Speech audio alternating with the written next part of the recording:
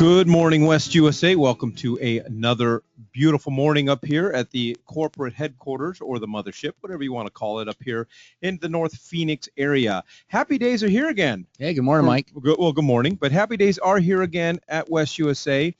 We had experienced a major setback about 6 months ago when the Taco Bell in the parking lot went out of business. Well, now they've opened up with a brand new Mexican restaurant, so it's on now. I'm looking forward to a burrito real soon.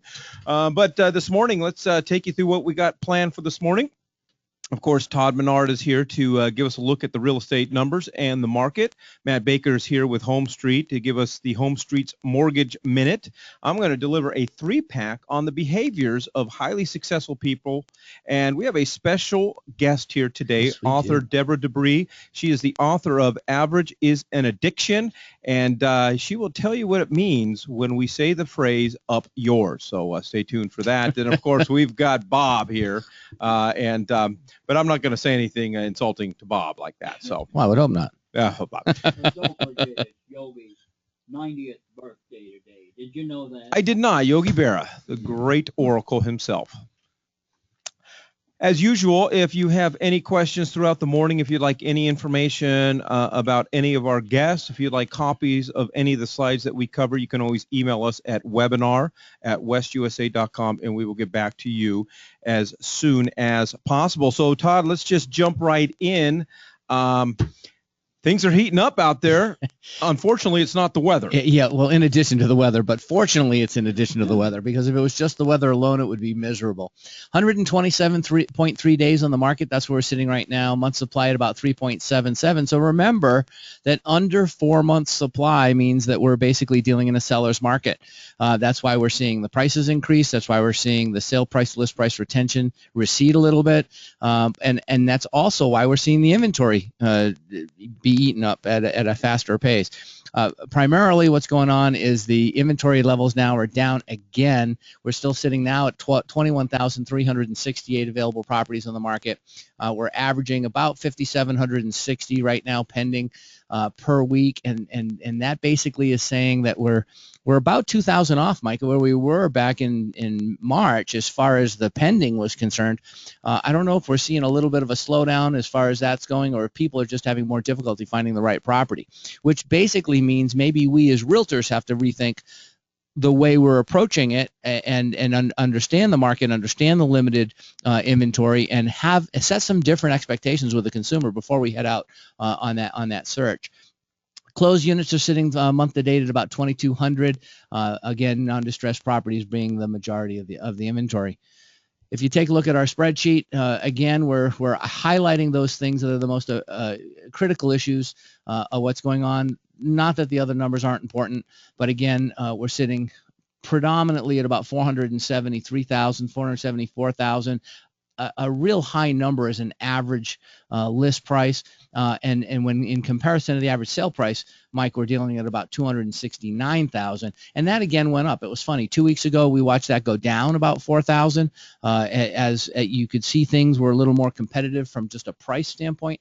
However, all of a sudden, we're back up to 268. That's a $7,000 jump, in just a period of a week. So, the market's pretty volatile. It's acting capriciously, but again, looking at it, what does our agents have to do? If you're a listing agent, you need to get out there and list as many properties as you possibly can. This is a great time to be a listing agent. It's a great time to even be a buyer's agent, but it's better for a listing agent because right now you have the inventory and you have the industry at your disposal as your tipping point, if you would, if somebody's on the fence of why should I do business today? Why? Well, sale prices are higher. We're in a seller's market. That's the reason to knock on the doors. From a buyer's perspective, like I said earlier, you've got to reset those expectations. Let them know that, okay, what are the differences between your haves and needs?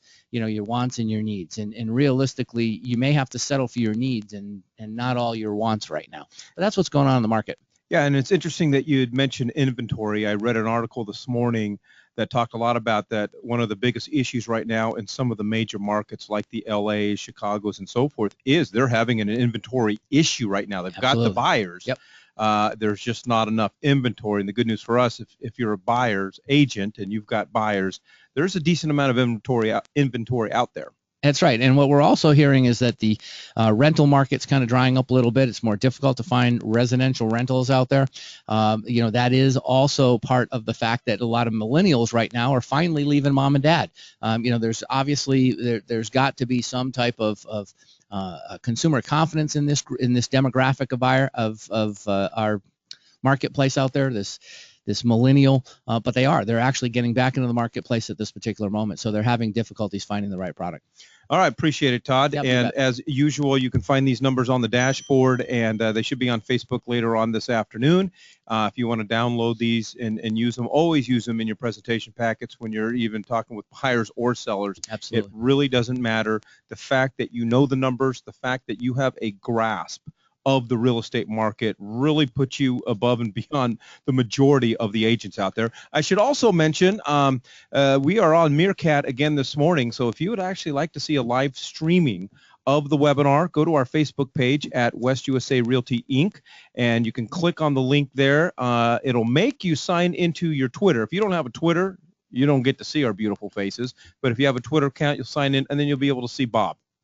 And that's just the greatest joy of every Tuesday morning for me. So, all right. So moving right along to Mike's 3-pack of behaviors of highly successful people. It's interesting, and I always like to look at the top entrepreneurs out there, the top leaders out there, and kind of determine and dive into what are the things that they are doing on a day-to-day, basis, and then apply that to us. Because as I always maintain, one of the biggest obstacles for all realtors is to accept the fact that we are entrepreneurs. That's what we are. We're not just agents, but we are entrepreneurs. So whatever successful entrepreneurs are doing, those are things that we should emulate. So the first one is highly successful people are active, engaged, and busy. And I want to give a warning on the word busy, because there's bad busy and there's good busy. But what highly successful people are not doing is spending the day sitting on the couch. They're not spending time on their phone playing the games. They're not spending all day long, and the numbers are staggering on how many minutes a day people are on Facebook and on their social media stuff. Absolutely. And when you take a look at highly successful people, they are not. They're not surfing aimlessly on the internet. Well, yeah, 2 decades ago, they were saying that, people were spending an average of an hour and a half a day of company time on the email, just reviewing their emails in the morning. Like they'd wait till they get to the office being paid by the company to start. And I'm not talking about our company. I'm talking about, national statistics. And then, of course, now it's as high as 4.5 hours a day people are messing around the internet. That's reducing their productivity in the office place even further. And and if you think about it, I mean, when you think of a highly successful entrepreneur out there, I mean, what is the name that comes to mind? And it could be a different name for every person. You can't imagine, though, when you envision them, you can't imagine them sitting down every day at their desk and spending hours a day just screwing around on the internet and messing around on their phones. I mean, they are active, they're engaged, and they're getting stuff done. They're also people who are always increasing their knowledge base. That's right. They're always networking, always meeting people out there. And so that's what I mean by busy. There's a bad busy, the busy bees, and there's a good busy, where people who they're very, very busy, but they're busy doing productive stuff. They say don't confuse, activity with progress. That's great. Because realistically, just because you're busy, and you could be busy doing something on your business, focusing, strategizing, even potentially on yourself, such as this learned behavior and being someone who's learning based. But if you're not producing the results, the end results, that's really what you need to focus on. It's what coaches help you with in our industry.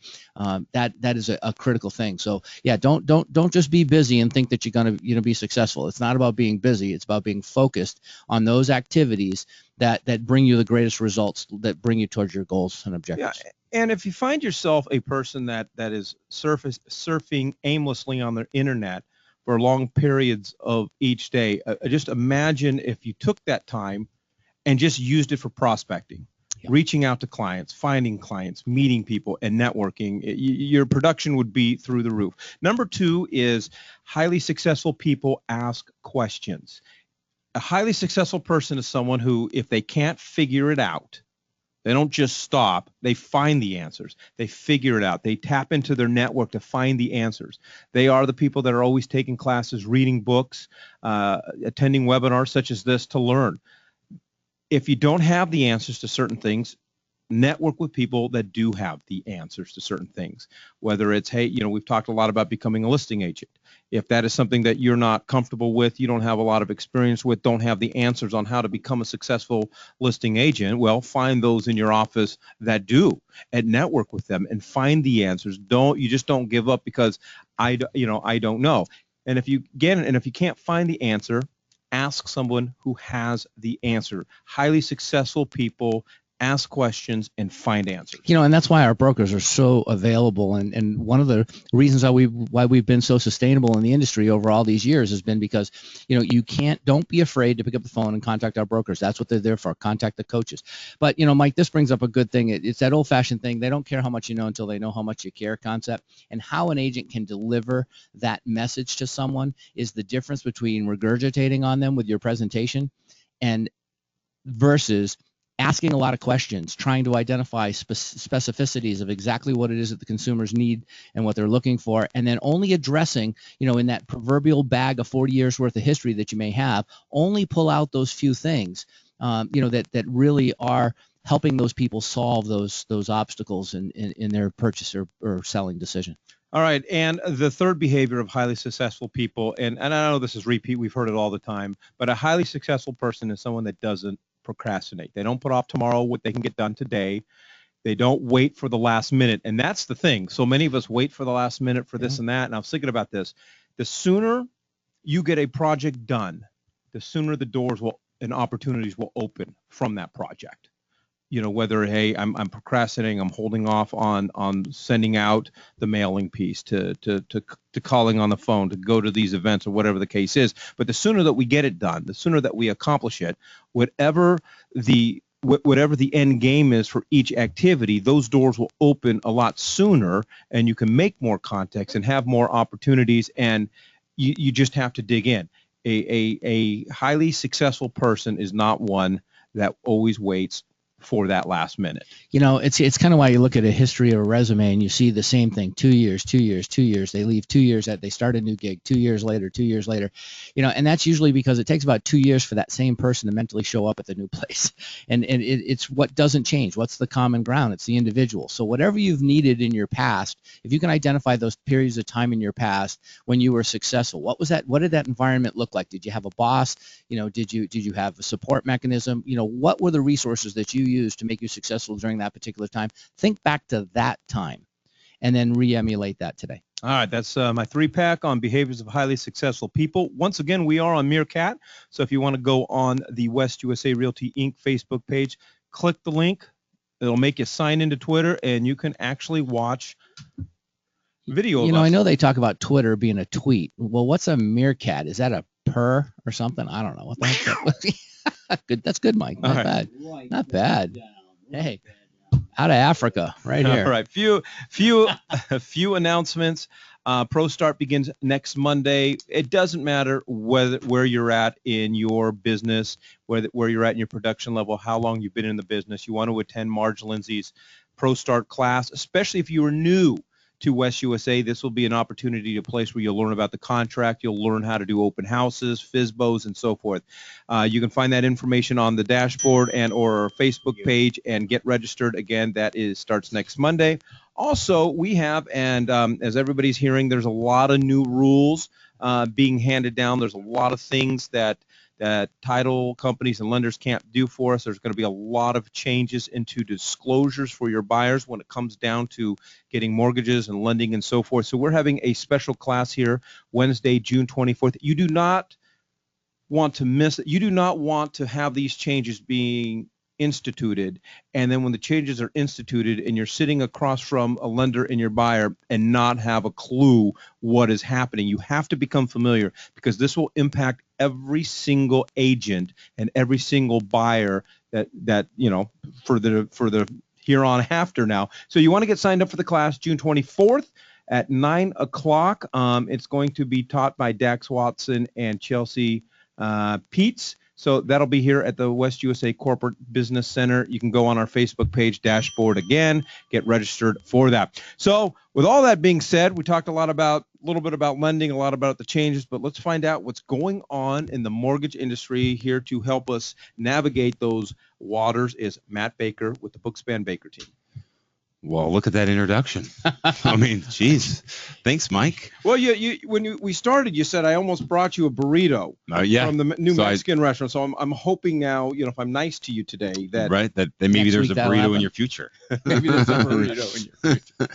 Well, look, let's jump right into where we're at today, and let's just next slide, the mortgage. Let's jump into the mortgage rate update. Ooh, there we go. So I put a little candlestick on there today because I felt like it's worth noting. And I mentioned sort of last week that, we're sort of into this section of the market from a technical standpoint that is going to lead to higher rates. And I even at the Wednesday Scottsdale West USA meeting had said, buckle up because it's going to get rocky and rates are going to start to climb. And they did. And so what you see here is the red is bad and the green is good. And yesterday you could see there was a whole lot of bad. Yeah. And so, it's always tough when I had a client I talked to 2 weeks ago, actually someone on my team talked to him 2 weeks ago, literally was begging them to lock the loan in. They didn't want to lock. They felt like the rates were going to get better. You said, who's the expert here? But they didn't lock. Now at 4%, cost a point, when 2 weeks ago it didn't. On a $200,000 loan, that's $2,000. So when you start thinking about the dollars and cents of it, it's like, oh man, just if they listen to what the market is saying. And so one of the things that's worth noting for the technical people out there, see that blue line on the bottom that's scraping up? That's called the 200-day moving average, and that's been a pretty much, we've been above that for 6 months, and we blasted through it yesterday. We could see we touched it a couple days before. We blasted through it, and again today, that little green small box on the bottom is actually now bumping back up to the 200-day moving average. And it's, instead of a floor, it's now a ceiling. Right. And so what you're seeing is that there's no barrier for rates to go, to rates to get better. I mean, they're got so many of those technical lines that are going to keep rates from probably getting better unless you can get some really positive news. And this week we really have no news, right? It was all last week. It was all last week with the jobs and so forth. So look here, conventional rates. Again, a couple weeks ago we were at 4, now we're at 4.25. Again, the rate doesn't change every day. It's the cost to get the rate. So that's what fluctuates every day. That's why 4% now costs 1 when it didn't 2 weeks ago. FHA, VA rates, again, still good, 3.875 on a 660 or better, and jumbo rates have definitely floated up as well.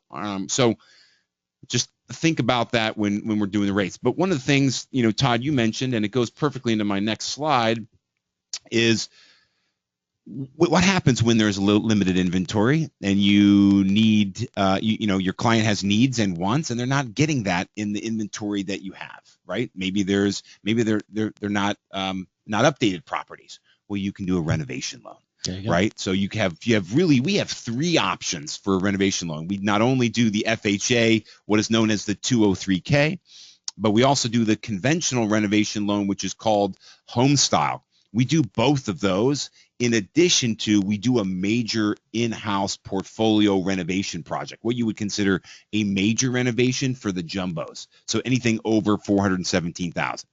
Now I have one guy looking at a home right now, needs carpet, needs some stuff, and it's $5,000, right? That's the minimum on a 203K. Hey, I need some carpet and some paint. Right? Spend $5,000. You can do it that way and not have to spend your money on it. You can finance it essentially. Conventional, that same option, but allows you to go to $417,000. So again, you need detailed contractor repair estimates before you can order the appraisal, And I would recommend a 60-day. We can do them faster, but the biggest unknown is how long it takes to get the contractor to get me their stuff, right? Contractors aren't that good at paperwork and getting me numbers, right? I mean, that, you know, a lot of them do it at night, whatever. It takes time. We need detailed numbers, so it's always recommended to do a 60-day close. But this is a way to find your buyer a house that maybe wasn't exactly what they wanted. The you know, those bones of it was right, but just needed a little extra this or needed a little updating, a little TLC, and this can get you there to help close that gap on the inventory that's obviously we're struggling with. So anyway, that's my minute today. All right, that's great, and Wow. and that's what, you know, and that's what you can always find with the crew at Home Street, and they are in all of our offices. So please feel free to visit them, bring your buyers down there. But there's always options. There's always creative ways to get things done, and the crew there at Home Street is going to work hard to make sure that happens. So spend some time with them. If you want some more information about the rates and so forth, visit your local office rep. You can't bother Matt right now because he's got burritos to go get, but appreciate it, Matt. Thank you. Thanks, you got it. All right, our next guest, I'm really excited about this because it's not every day I get to greet people with up yours. So Bob, up yours. Todd, up yours. As a matter of fact, Deborah, I asked Lori O'Hanlon, or the girl at the front desk, when you walked in today, to greet you with up yours. She's like, I can't do that. It takes a lot of guts. Yeah, it really does. So tell us a little bit what it means when we greet one another with up yours. And you are an author of a book, Average is an Addiction. Correct. So average is an addiction from mediocre to millions. The up yours part of it is just exactly that. Rather than being average, why don't you up yours, up your power, up your performance, and up your profits? What I have found is that, you know, if we really take a look and ask yourself before we even get started today, ask yourself, you know, what if you had a proven success formula that you knew would help you stand out from your competition, accelerate your success, and increase your bottom line? Well, and I don't mean to interrupt you because I really like to start off with, you know, yes, you're an author, you've got a great book, but you use these principles that we're going to talk about for the next 15 to 20 minutes, and I know you don't give names, but you work with some high caliber people, NFL athletes, and tell us a little bit about that. I'm going to touch on that too. So that's okay. You can break up my presentation. It's not a problem. I'll do it your way. That's okay. Let's go to another slide then, or we can do it my way, because I'd like to tell you up yours. We'll back into another slide. So from here, as you know, you're not dealing with an average person. So let's look at this. One of the things I realized is that you cannot be average and be highly successful. So allow that to sink in a little bit. You cannot be average and be highly successful. So the reason I wrote the book Average is an Addiction is because I realized that, I mean, back in 1979, I moved from a small town in Chicago from about 8,800 people out here to Phoenix, Arizona. Married, had 2 kids at the time. My career, I was a hairdresser for 10 years. That was it.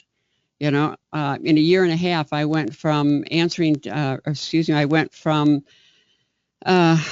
really graduating high school in a year and a half, graduated high school, graduated cosmetology school, took my state boards in Chicago, got my cosmetology license, got my first W-2 job, got married, had my first child in a year and a half, and that all happened a month before I turned 19. Wow.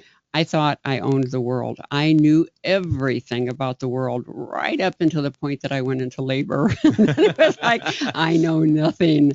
But anyway, once we moved out here in 79, my entire goal was to get out of the house, not truck baby talk, and make enough money to put our youngest into a really good preschool that was more than cut and paste.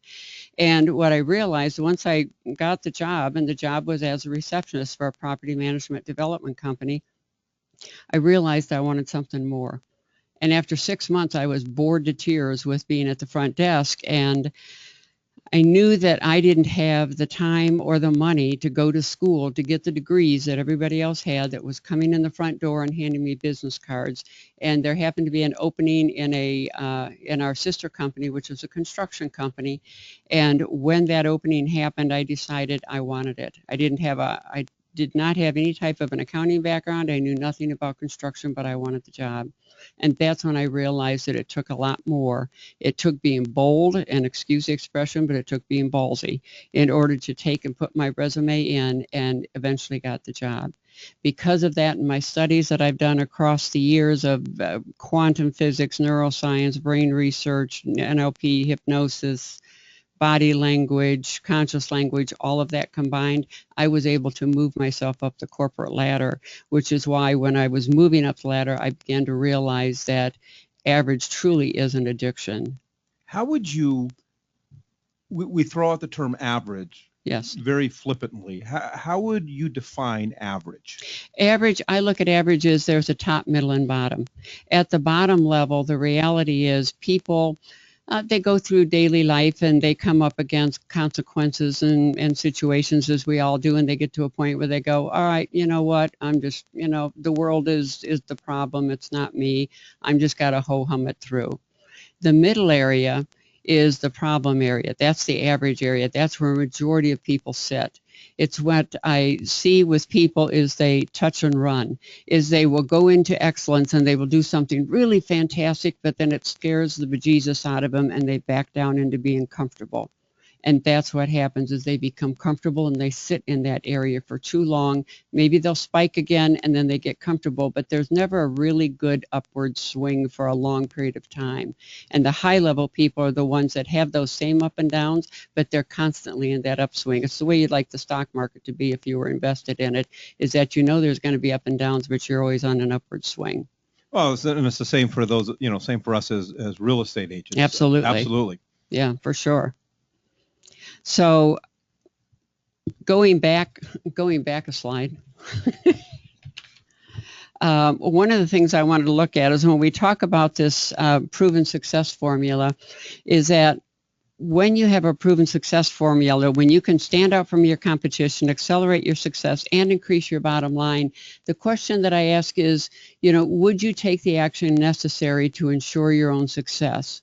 Now, most people are going to answer, well, sure, I would. Absolutely. Are you kidding? That's exactly what I'm going to do.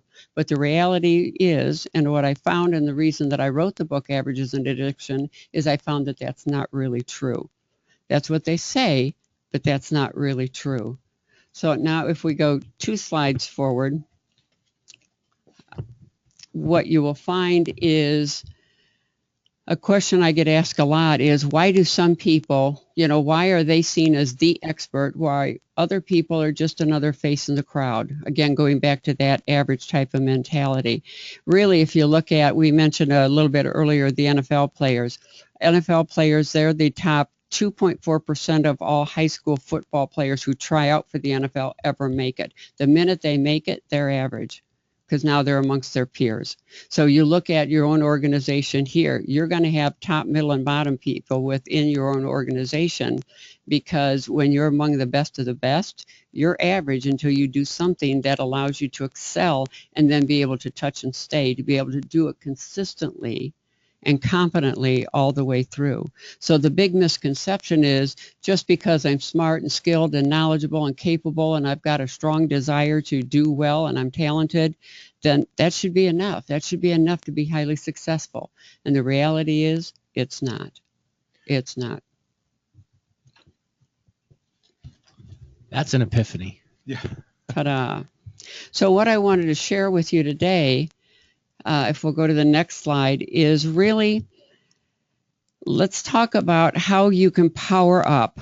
How you can power up. I want to take just one area, because in the book Averages and Addiction, I go through a number of areas that I talk about ways that you can outsmart your competition, how you can be better than your competition, and to realize that your competition is really you.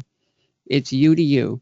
You can look at the other person and you can have a guideline of what other people are capable of doing and use that to motivate yourself as well.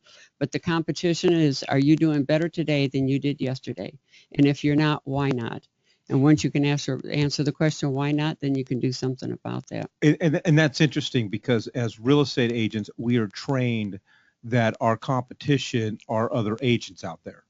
And we're comparing ourselves to other agents, and we're trying to get deals, we're trying to get prospects, Right. but we don't do enough of looking in the mirror and saying we are the problem. Absolutely. And as I said, you use that as a guideline. You absolutely do, because if it's just like somebody who all of a sudden does a feat that nobody thought was ever possible, and now everybody goes, well, shoot, if they can do it, I can do it too. So you should definitely use that as a guideline, but your benchmark as to how well you're doing is also, what have you done lately? Because if you're in that high level, you're in the top level, you're one of the top performers, and you're bringing in whatever, millions of dollars worth of sales every single month, the question is, so what have you done lately?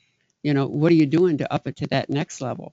Because you may not have anybody above you to compare yourself to, but you do have the ability to compare yourself to yourself. What else are you going to do? And then even sometimes we'll just take a look at what other agents in our office are doing, and we take comfort saying, hey, well, at least we're better than that agent. We're selling more than that agent. Absolutely. Instead of just that self-motivation. Yes. Don't you think also there's a comment out there that's stop comparing your insides to other people's outsides? Is there some truth to that, with the extent that, is there any wisdom that you could share as to how to select someone that maybe act as your mentor, or that could be a book, it could be a person, but I mean, are there any pitfalls to stay away from? Anything that you can identify up front? One of the things, if you're looking for a mentor, don't work with somebody who's equal to you. You want to work with somebody who's done more than what you have done in the area that you're looking to improve in. So if I've got something. In fact, I think it's on my website on the video, where I talk about people are always looking in certain industries. They want to make that 6-figure mark. Well, the problem is they keep hiring people who are struggling and broke, to teach them how to work, make it to 6 figures. It's a little tough to do if you've never been there yourself. So I always look at what is it that I need to improve in myself, and then who in that industry is doing better than I'm doing, that I would aspire to be, and then work with that person, because they're going to have greater knowledge than I do in that particular area. Nice, thank you. Mm-hmm. So one of the areas I wanted to share with all of you today is one of those areas where you can up yours, where you can power up your talk and your walk. And I'm talking about your nonverbal communication, because it does outweigh your verbal communication. It's good to be able to talk really nice and sweet and have some wonderful words to say and have all your script down and that type of thing. But that's not what's going to sell. That's not what's going to influence people and impact people to want to buy from you, because people nowadays, especially nowadays, they're looking for some level of vulnerability to know that you understand them. They're also looking for the power, that you have some power behind what you're saying. And power isn't slamming your fist on your desk. Power is an internal aspect of who you are, that you know who you are as an individual, and you express that in a way that they can understand that you are somebody that they trust and they want to do business with. And that relates to, when I put here, the impact and influence with integrity, always with integrity, because some of the things that I teach, you could use them out of integrity, and that's not what I'm about. We're going to talk a little bit about the physical body language, the tone of voice, and also the tempo of speech. And I wanted to make a comment about your 3 points that you made earlier, Mike, on highly successful people, about being engaged. Everything we're talking about today is about how to be engaged with the client. And also, when we look at even aspects such as being busy, I write in my book that some people are really busy jumping up and down. They look really busy. They're doing a lot of stuff, but they're just jumping up and down in place. They're not moving forward. And part of what we're doing today is not just talking about how to work with a client. It's also, when you're out there, as you mentioned earlier, the networking. How do you network with other people who might be beneficial to you or your branch or your agency? So keep that in mind as we go through these next few slides and talk about what's possible. Just as a real quick note, when we talk about the nonverbal language, 55% of how people really hear us or judge us is going to be based on our nonverbal, our body language, and our facial expressions. 38% is going to be on our tone, our pitch, our speed, our volume, and only 7% on the actual words that we say. Wow. Now, if you look at that little person down in the bottom right-hand corner there of the slide, you don't see any facial expression there, but you see a lot of body language. You see, if you were to interpret this, the back's up against the wall.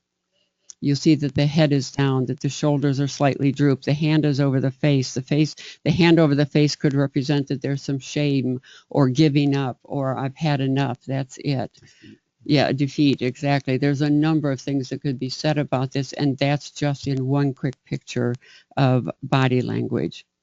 So as we go through and talk about these next couple slides, keep in mind and ask yourself, when you're in your absolute high level of performance, what is your body language like? What's your verbal language like?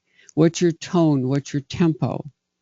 And we're going to look at all of that. But the idea on this is to you first, as it says in the very bottom here, first you and then others. Once you understand yourself and the signals you're giving off to others, you can also better understand the signals that your potential buyers are giving you as well. So with that, let's talk a little bit about some of the things that people typically find a little easier to grasp, and that's posture, gestures, facial expressions. If we look at the gentleman in the right-hand corner here, you can see the forehead is crinkled a bit, that he's got, an expression of kind of wonderment or not quite sure or I don't understand. The fact that his eyebrows are wrinkled and that, again, there's a level of doesn't quite grasp or isn't quite believing what's being said to him. It's interesting when you can see that in a client to know that there's something you haven't conveyed or a question that hasn't been asked that you really need to ask in order to take that expression away so the buyer now feels compelled to continue the conversation with you. The hand, the way the hand is moving right now, that's his right hand. He's got his right hand across his cheek and his chin area. Two things. Number one, the right hand side of the body is the male side of the body. That's all about the business aspect. The way he has his hand placed right now, he's between thinking and feeling right now. He's thinking about what you're saying. He's trying to feel into it to really determine exactly what is it that he feels right now. And you notice that just happened here.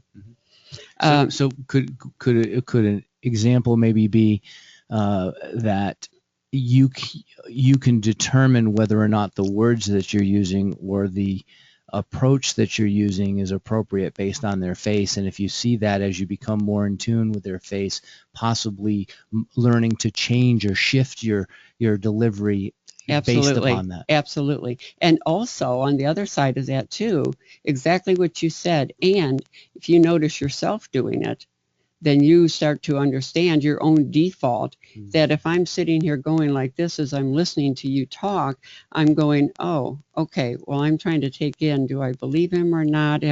How do I feel about what he's saying? How am I thinking about what he's saying? If my head's crinkled, then maybe I'm going, I'm really not quite sure about that.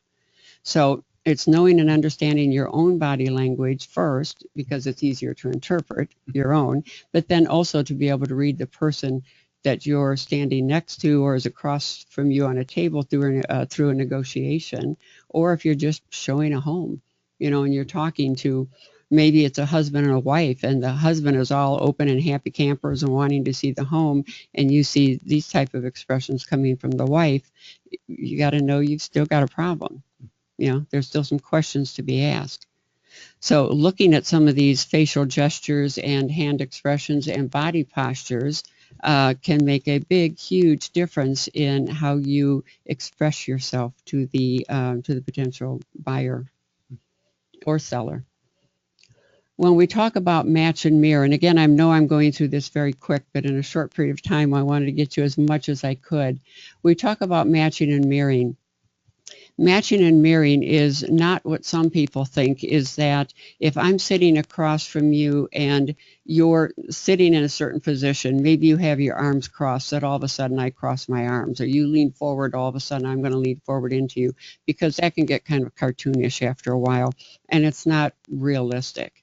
But it is also looking at making sure that there are some movements, some gestures that you feel that you're in conjunction with your client, whoever your client might be. There's also things when we talk about matching and mirroring, it's not just in body language, it's also in some of these other methods. But first, let's stay over on the left-hand side of the screen where it says first things first.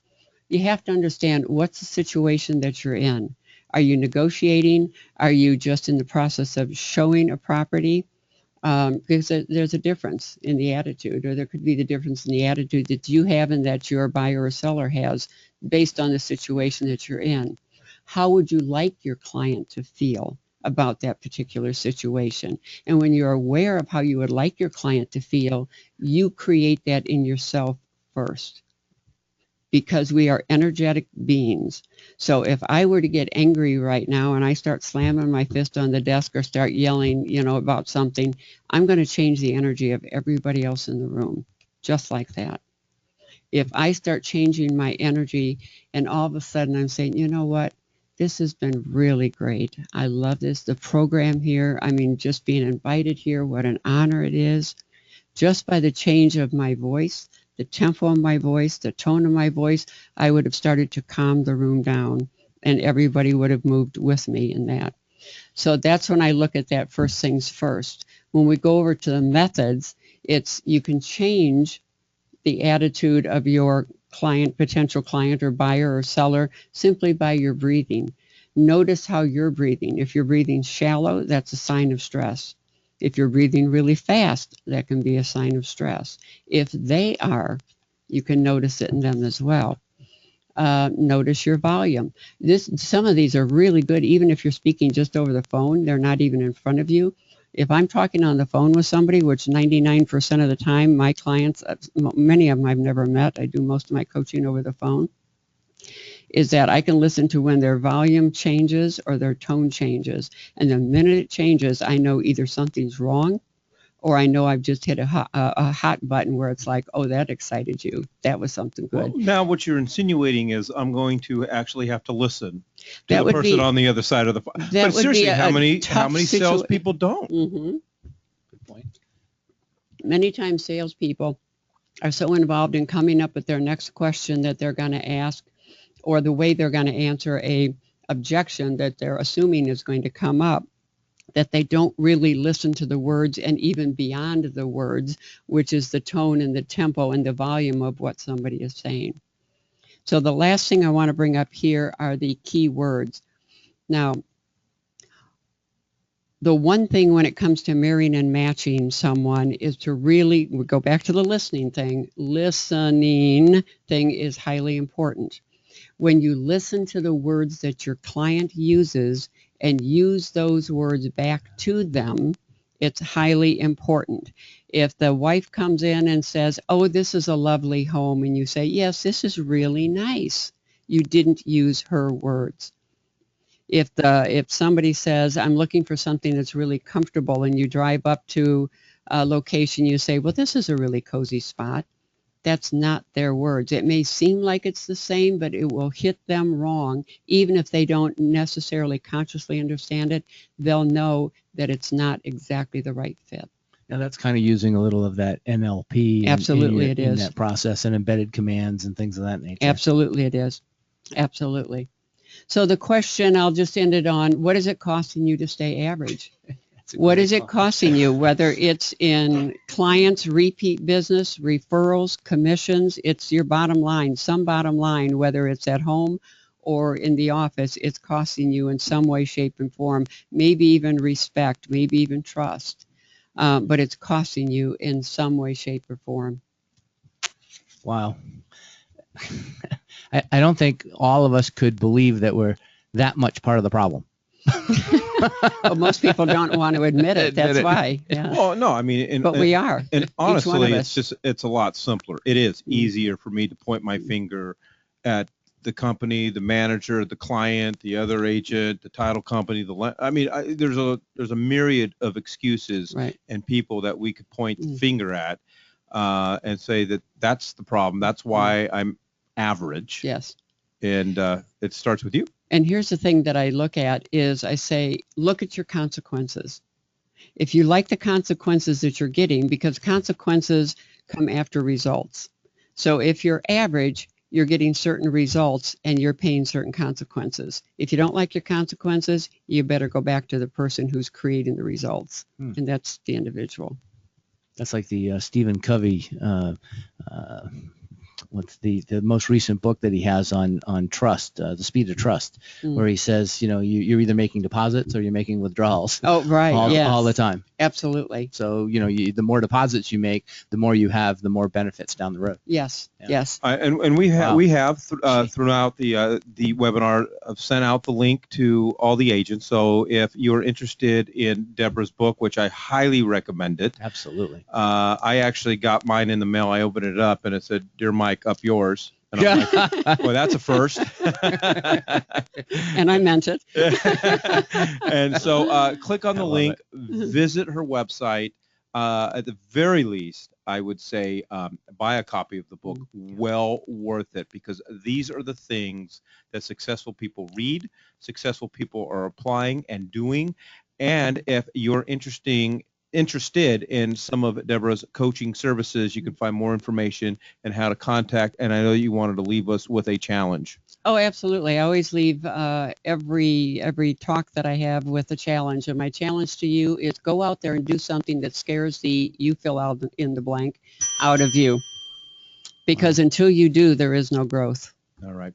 Deborah, I really appreciate it. It has been truly an honor to have you. I mean, and I know that you could spend hours on this. Absolutely. I mean, you really have just touched it. I know a lot of people have been sending in messages. We can't get to everyone. But so I would say, I mean, this is a great teaser. So I highly recommend go out, buy the book. I know my wife grabbed my copy, started reading it, and she's loving it to death. And so forth, but she likes to do Jedi mind tricks on me. So yeah. I taught her a few the other day too. Yeah, I know you had coffee, so I appreciate that. So next thing you know, thank all of you for having me. I'm not only doing the laundry now, I'm liking it, Yes. and I'm not sure how that happened. All right. Thank you, Deborah. So if you'd like some more information, we've sent you the link. You can also email me at webinar@westusa.com. I can get you a copy of these slides for your use. So now that we've read Bob, help us stay out of trouble, Bob.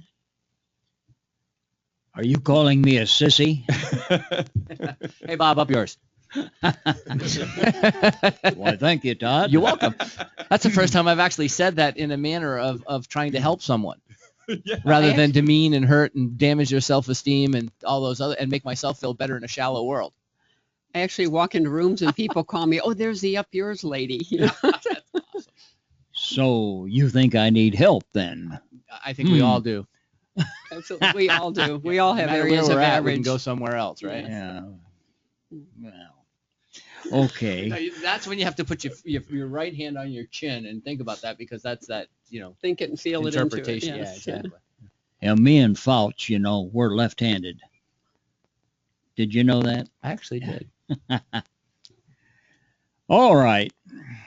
Let's meet for lunch today. Everybody that went out and saw the International Space Station this morning at 4:38. Oh, my God, it was beautiful. Is it getting any closer? Yeah, it is. That's a It problem. is. It's just so bright. It just goes right over my head, exactly over my head this morning. So let's have lunch, shall we? Everybody that was out there. Well, I guess I'll be missing my lunch today, maybe. Did everybody get my Mother's Day message? I hope I sent it out to 1,800 of you. Matter of fact, Deborah, I'll give you a Thank copy you very of it much. here. Here's a message I got back. Hello, Mr. Stevens. I'm new to the West USA team. I've had license, but never activated till now. On the advice of my friend and one of your associates, Larry Herman, I recently joined the West USA team. Larry speaks very highly of the entire West USA team, especially the brokers, of course. Uh, I can see why. Thank you for sharing this Mother's Day email. It meant a lot to me as I lost my mother many years ago. I plan to pass this wonderful story on to my children and my friends. And new fella, Joe Propate. I hope I pronounced his name correctly. And we have some things that are going on out there. Oh, here's one right here. The city of Surprise, I guess they're only allowing you to have one open house sign on a house. How can that be? That must be fun. Where do you put the sign? Up Sounds like yours? Or something. You know, this is a heck of a deal, and Surprise is always doing funny things like this out there. They got a bunch of people on the city council that make up these things, but open house signs are a problem sometimes. So I got a letter yesterday, an email, and I was given the pleasure of answering this. So I called this fellow up. You can see it's a half a page or so here, yada yada. And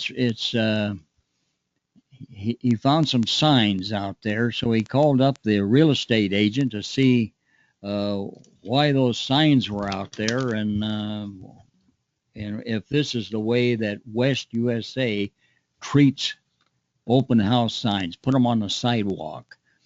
And actually, it is not. He asked the question in the letter here, so I answered him, and he talked to me for 19 minutes and 3 seconds yesterday. Now, that's a very extensive complaint. And the agent actually, and he wondered why she did this. She did this because one of her friends has cancer. So how did it get worked around to one of her friends having a problem instead of talking about the signs? And he didn't want to talk about that at all. So he was irritated about that. And he just went on and on and on. And the guy is right. The guy is right. You can't put signs on sidewalks. That's a public right of way. Don't do that. DDD. So I apologized to him. He thought that I come on okay, and he said he would think about that and appreciate it before he called the city council on our company. That's the worst part. He thinks that this demonstrates our entire company policy. So I got that out of his head. And so I guess maybe now he'll be okay. But I do owe him a letter, and I have to do that today, get one back out to this fella. Nice guy, nice guy. He talked about blind people walking down the sidewalk, and there are a bunch of blind people in his neighborhood. There's one lady in a wheelchair coming down the same sidewalks, and he's a jogger, and he had to jump around these signs. So be real careful with open house signs. In Surprise, you don't have to be too careful because you can only have one, but watch out for this. This is a public image that we want to take care of here too. Okay, another thing, removal of personal property after closing. Jim Larson gave me a call, and he says the people moved out of the house and left the furniture in there. They were gone. So what do we do with the furniture? Well, I don't know. There's many different things you can do. So I looked into Legal Hotline. Way back in 2005, they published this, and it talks about holding it for 10 days and then selling it.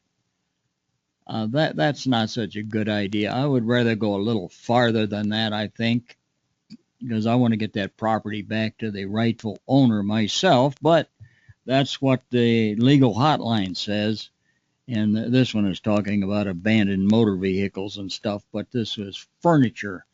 And actually, the following day, some people came and removed the furniture. So that it all worked out so nice.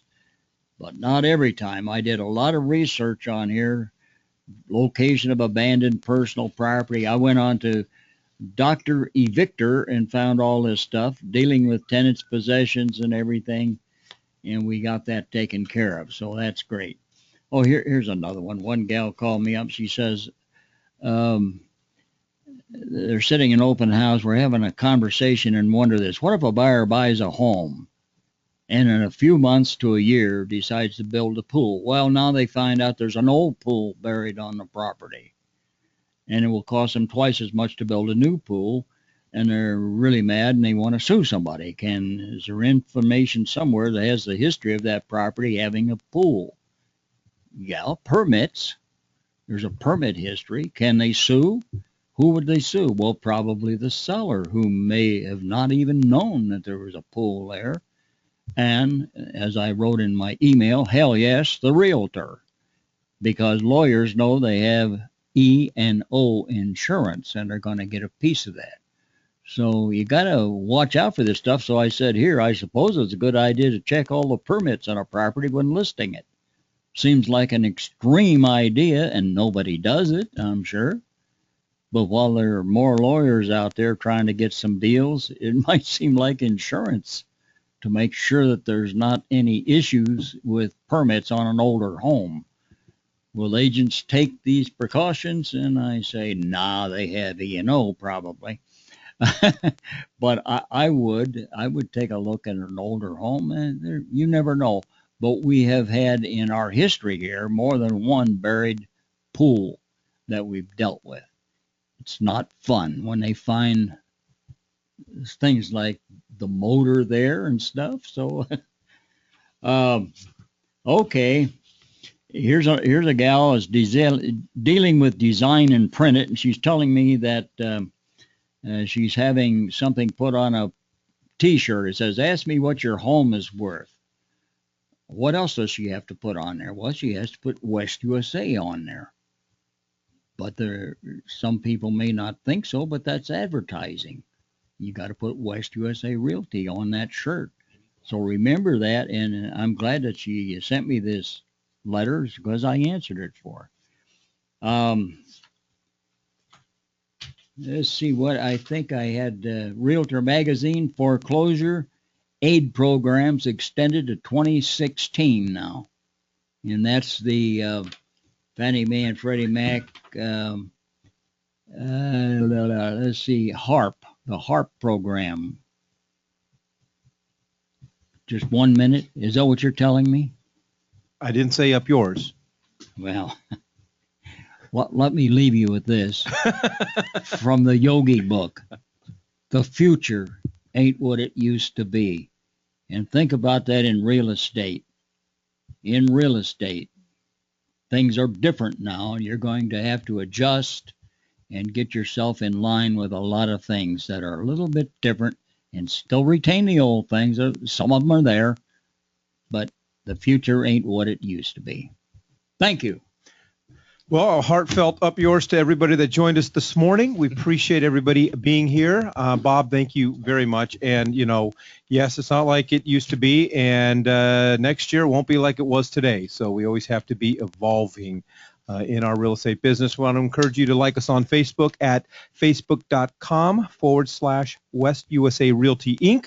And not only do we need you to get there and like it, but check back onto the Facebook page a couple times a day. We're always posting some great blogs, great industry articles, and updates to events and so forth. And I will leave you with the quote of the day from the great Winston Churchill.